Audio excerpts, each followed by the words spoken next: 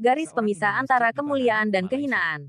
Saudaraku, tak sedikit manusia yang lalai atau terperosok dalam fananya kehidupan dunia, apalagi dengan berbagai potensi dan nikmat yang melimpah ruah yang Allah Azza wa Jalla berikan kepada hamba-hambanya. Sejak awal Allah Azza wa Jalla menggariskan misi utama, yaitu zikra akdar atau menjadikan akhirat sebagai tujuan dan dunia menjadi perantara yang menghubungkannya. Bahwa pekerjaan utama orang beriman adalah senantiasa beramar ma'ruf nahi munkar, menyeru kepada kebaikan dan mencegah kemungkaran, di jalan Allah Azza wa Jalla. Menyeru kepada segenap manusia untuk mengingat kehidupan akhirat oriented garis bawah. Saudaraku, bagi seorang muslim, inilah ketetapan Allah Azza wa Jalla dalam melakoni kehidupan sementara di dunia. Sebuah aturan main sekaligus garis pemisah antara kemuliaan dan kehinaan seorang hamba kelak. Ketika orang itu meniatkan hidupnya di dunia untuk kehidupan abadi di hari akhirat, niscaya seluruh perilakunya senantiasa terkontrol dengan rambu-rambu syariat. Bahkan ketika ia menguasai segenap kekuasaan dan kekuatan serta ilmu pengetahuan sebagai pilar utama dalam meraih sukses hidup, ia pun tak mudah goyah dari setiap bujuk rayu kesenangan dunia. Oleh karenanya Allah Azza wa Jalla tak segan menyanjung manusia demikian sebagai manusia-manusia terbaik pilihan Allah Azza wa Jalla. Hal itu dikarenakan seluruh amal perbuatannya bernilai ibadah di sisi Allah Azza wa Jalla. Allah Azza wa Jalla berfirman, "Dan ingatlah hamba-hamba kami, Ibrahim, Ishak dan Yakub yang mempunyai perbuatan-perbuatan yang besar dan ilmu-ilmu yang tinggi.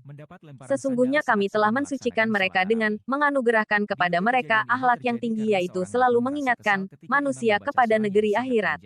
Dan sesungguhnya mereka pada sisi kami benar-benar termasuk orang-orang pilihan yang paling baik." Quran Surat 1, 45-47.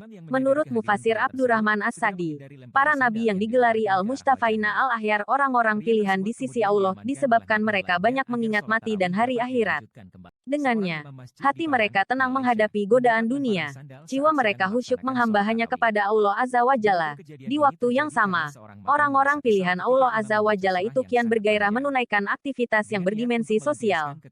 Mereka sadar, ilmu itu bisa mengalirkan pahala ketika diamalkan dan diajarkan kepada orang lain.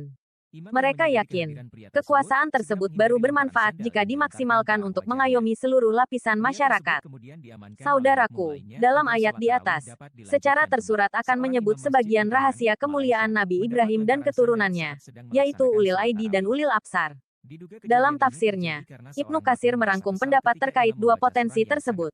Abdullah bin Abbas radhiyallahu anhuma berkata, dua kekuatan itu adalah kekuasaan sebagai seorang umara, pemimpin, dan keluasan ilmu sebagai seorang ulama. Imam Mujahid menerangkan, ulil al-aidi adalah kekuatan untuk taat beribadah kepada Allah Azza wa Jalla dan garis bawah ulil al-absar berarti pandangan mendalam tentang al-haq kebenaran. Sedang Qatadah dan As-Sidi menuturkan, ulil aidi dan ulil absar bermakna mengerahkan segenap kekuatan fisik dalam rangka beribadah dan kemapanan ilmu agama. Saudaraku, jadikanlah hal tersebut sebagai sebab dan bukan tujuan. Menurut Al-Alusi, pengarang tafsir Ruh Al-Ma'ani, meski Allah Azza wa Jalla memerintahkan secara langsung untuk meraih dan mengumpulkan dua kekuatan tersebut, namun tujuan kehidupan seorang muslim bukan untuk meraih itu semata. Karena ia hanyalah sebab dan sarana saja, bukan sebagai tujuan akhir kehidupan kita. Zikru as-sabab yuradu bihai al-musabab menyebutkan suatu sebab namun yang diinginkan adalah akibat. Demikian sebuah kaidah ilmu mengajarkan. Sesungguhnya dua potensi yang diperintahkan oleh Allah Azza wa Jalla tersebut hanyalah sebagian dari materi yang ada dalam kehidupan dunia. Untuk itu Allah Azza wa Jalla mengingatkan agar tidak membatasi dan merasa cukup setelah meraih kekuasaan atau kekuatan serta ilmu pengetahuan. Sebab hakikat, dua hal itu hanya sebagai perangkat dan wasilah saja, bukan sebagai target akhir kehidupan kita di dunia. Kelak potensi atau materi tersebut hanya bisa bernilai jika benar-benar dimanfaatkan untuk kepentingan amar ma'ruf nahi munkar, mengajak kepada kebaikan dan mencegah kemungkaran, dan perjuangan menegakkan nilai-nilai agama. Sebaliknya, jika tidak dimanfaatkan dengan benar, justru ia bisa berubah menjadi bumerang dan menjadi sumber fitnah dalam kehidupan dunia yang mempersulit pemiliknya, hujatun alaihi, di yaum al-hisab nantinya. Semoga Allah Azza wa Jalla mengaruniakan hidayahnya kepada kita, sehingga kita tetap istiqomah senantiasa setiap amal perbuatan kita bernilai ibadah untuk meraih ridanya. Amin ya Rab. Wallahu alam bisawab. Dengan niat untuk melampiaskan kekesalannya, pria tersebut segera menerobos barisan syaf untuk mendekati sang imam